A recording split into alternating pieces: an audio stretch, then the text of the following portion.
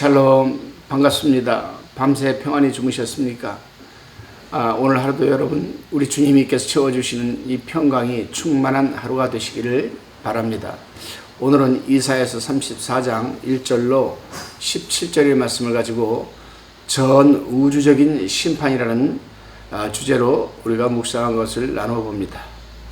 34장에서는 전 우주적인, 하여튼 전 세계의 심판을 지금 이사야는 예언하고 있습니다. 이것은 하나님은 이스라엘의 하나님만이 아니라 이방 세계마저도 다스리며 통치하시는 하나님이심을 말하는 것을 의미합니다. 본문 1절로 4절의 말씀을 봉독해 봅니다. 1절에 열국이여 너희는 나와 들을지어다.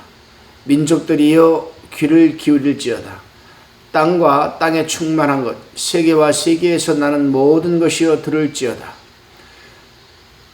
2절 대저 여호와께서 만국을 향하여 진노하시며 그들이 만군을 향하여 분내사 그들을 진멸하시며 살육해 하였은즉. 3절에 그 살육당한 자에게 그 살육당한 자는 내어 던진 바 되며 그 사체의 악취가 솟아오르고 그 피에 산들이 녹을 것이며. 4절 하늘이 만상이 사라지고 하늘들이 두루마리같이 말리되 그 만상의 쇠잔함이 포도나무 잎이 마름 같고 무화과 잎이 마름 같으리라. 아멘. 1절에 보게 되면은 열국이여 너희는 나와 들을지어다. 민족들이여 귀를 기울일지어다. 땅과 땅에 충만한 것, 세계와 세계에서 나는 모든 것들이여 들을지어다라고 지금 선포합니다. 이것은 하나님의 심판은 전 세계적인 성격을 가진다는 것을 의미합니다. 여기서 우리는 몇 가지 단어를 성경에 비추어 봅니다. 열국과 민족들, 땅과 땅에 충만한 것, 세계와 세계에서 나는 모든 것, 이것은 피조 세계까지 언급하는 것인데, 이러한 표현은 인간들이 우둔함이 극에 달할 때 흔히 사용되는 표현들입니다. 예를 들어 보게 되면 시편 106편 7절, 잠언서 28장 5절, 호세아서 4장 14절, 로마서 3장 11절 등에서 이러한 용어들이 사용되어집니다. 그렇습니다, 여러분. 예를 들어 보게 되면은 창세기 15장 13절로 16절에 보게 되면은 하나님께서 아브라함에게 가나안 땅을 너와 내 후손에게 주시겠다고 약속했을 때 4대 만에 차지하게 될 것이라는 언약을 하셨습니다. 약속을 하셨습니다. 이것은 당시 하나님께서 가나안 백성들에게 회개할 기회를 400년 주신 것이죠. 그런데 가나안 백성들이 회개하는 대신 악한 행동이 400년 만에 극에 달하자 하나님께서는 때가 되어 이스라엘 백성들을 가나안으로 인도하셨습니다. 즉 이스라엘 백성들에게는 400년이라는 기간이 훈련과 연단의 시간이요 인내의 시간이었지만 가나안 사람들에게는 악이 극에 달하는 시간이었던 것입니다. 지금도 하나님께서는 이렇게 누구에게나 공평하게 기회의 시간을 주시는 겁니다. 다시금 본문 5절로 15절까지를 살펴보게 되면은 이사야는 하나님에 대하여 적대하는 열방들에 대한 심판을 말하는 중에 에돔을 부각시킵니다. 이 에돔을 부각시키면서 하나님의 심판을 지금 말하고 있습니다. 그런데 이사야 선지자는 왜 에돔을 부각시켜서 심판을 말하고 있는 것일까? 그것은 아마도 8절에 시온에 대한 반대 세력으로서 에돔을 상징화시켜야 할 필요성을 느꼈기 때문이었을 겁니다.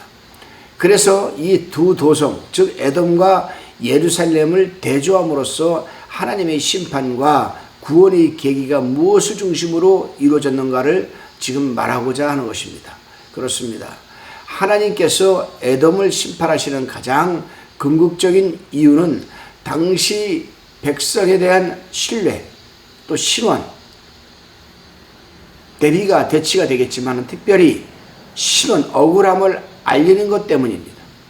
사실 시온에 대한 에돔의 적대적 태도는 피상적으로 보면 시온에 대한 침략으로 보이지만은 좀 더 근본적으로 언약 공동체를 다스리시며 절대적인 주권을 행사하시는 하나님께 대한 도전이라 할 수가 있는 것입니다.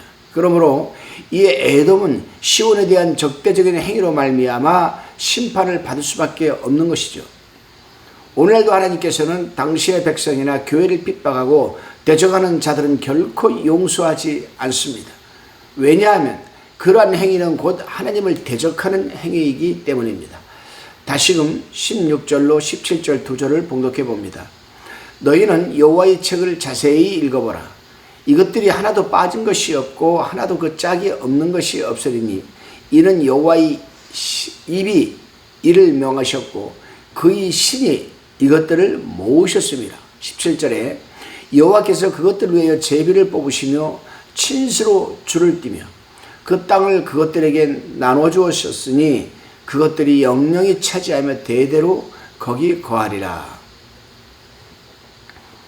여기서는 하나님의 말씀이 얼마나 정확하고 그 말씀하시는 것은 하나도 빠짐이 없이 다 성취되는 것임을 말해주고 있습니다. 또한 이 심판의 사건이 지연되거나 일어나지 않을 것이라고 안일하게 생각하는 자들에게 심판의 심각성과 확실성을 분명히 경고하는 지금 선포를 하고 있는 겁니다. 그렇습니다, 여러분. 구약의 말씀은 앞으로 오실 예수 그리스도에 대한 약속의 말씀이요. 신약은 구약에서 약속하신 메시아, 곧 예수 그리스도께서 오셔서 구약에 약속한 것을 이루어가는 것을 기록한 말씀입니다. 그리고 이 구약에 약속한 것은 예수 그리스도께서 오셔서 다 이루어 주셨습니다. 이제 남은 것은 두 가지만 남았습니다. 그것은 아마겟돈 전쟁과 예수 그리스도의 재림. 예수 그리스도께서 이 땅에 초림하셔서 구약의 약속의 말씀들을 다 이루으셨다면 분명 남은 이 두 가지 또한 이루실 것임을 우리는 믿습니다. 그럼에도 불구하고 우리는 그런 일은 절대 일어나지 않을 것이라고 안일한 생각으로 살아가고 있다면 호련히 임하실 심판의 자리에 우리가 서서 책망과 심판을 받게 될 것입니다. 그렇습니다, 여러분. 오늘날도 이 하나님의 심판, 우주적인 심판, 그리고 예수 그리스도께서 다시 이 땅에 심판주로 오실 이 재림, 여기에 대해서 생각을 해보는 사람들이 좀 드문 것 같아요. 그러나 그 중에서도 든든한 이 그루터기들이 있지요. 주님 마라나타 어서 오십시오. 어서 빨리 오십시오라고 간구하는 자들도 있을 겁니다. 그러나 우리는 주님이 언제 오실지 최선을 다해서 주님이 뜻하는 삶에 우리가 살아내야 됩니다. 그래야 주님이 순식간에 호련히 오더라도 우리는 분연히 여러분 들림받을 수가 있고 또한 주님을 맞이할 수 있는 자세가 되는 줄로 믿습니다. 오늘 하루도 그런 마음과 또 자세로 하루를 살아내시기를 주님의 이름으로 축원합니다. 기도하시겠습니다. 주님, 우리 하나님의 성도들이 살아가면서 늘 하나님께 대한 민감한 반응을 하며 살아가게 도와주시고 작은 사건이나 감당 못할 큰 사건이나 해결할 수 있는 능력이 우리에게는 없고 오직 하나님께 있다는 사실을 직감하게 하셔서 늘 성실히 엎드려 기도하는 마음과 자세로 살아가게 하옵소서. 감사드리오며 예수님의 이름으로 기도드리옵나이다. 아멘.